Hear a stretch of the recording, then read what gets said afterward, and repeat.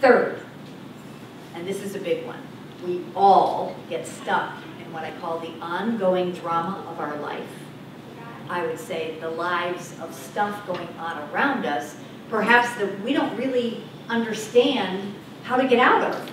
But maybe it's a family situation. Maybe it's not us personally, but there's always something going on. When you're in a business environment, there are always people that we interact with. And what I say about this is you have to learn to decide and make choices about where you want to focus your precious energy or time.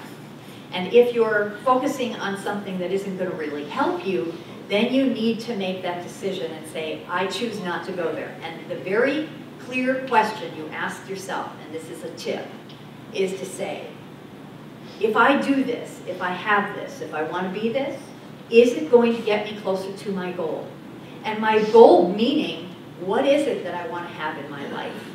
Very specifically, you have to get to the place where you write down your goals. Because the second step is to get into a positive space. So once you learn to get out of the negative and move to a positive, the two ways you do that is this. One, you decide, what do I really want? And you get clear on it. You have great clarity and you write it down. And there are all kinds of studies that have been proven. There's one real big one with Harvard MBAs that have proven that if you write your goals down and concentrate on them on a daily basis, you will get what you want. If you don't, you leave it sort of up to, whatever might happen and how you're feeling one day versus the next. But when you write something down, you concentrate on it and you get focused on it, and you will ultimately get it as you begin to believe it more and more. The second part of that is that it's what I call the rules of the game of life that no one ever taught us.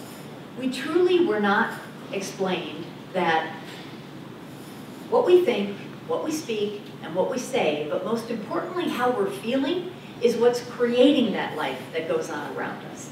Literally, how we feel at any moment in our life is what's causing a lot of the angst that we have going on in our life.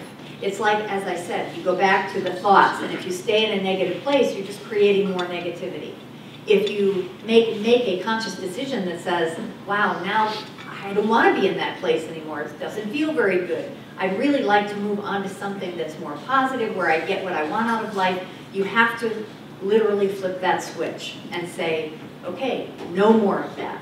And when you begin to become aware of what you're thinking and what you're saying and doing throughout your day, and you consciously check in with your feelings. We have these wonderful things called feelings and emotions that help us to know what we're thinking, because you can't feel good and be thinking negative thoughts, just like you can't be feeling bad and thinking positive thoughts.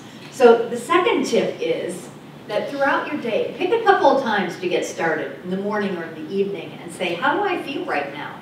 And if you're not feeling so great and you only feel fine, then I'd say go back and ask yourself, what am I thinking about right now? Is it because it always has to do with what you are dwelling on? And if you're dwelling on things that don't feel good, either they're in the past or right now that are not very pleasant, then you're not going to feel very good at all.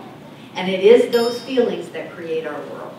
And then, of course, once those feelings take shape, it becomes the vicious cycle. It's very hard to get out of when you get yourself into a very negative place. And every one of us knows how that is.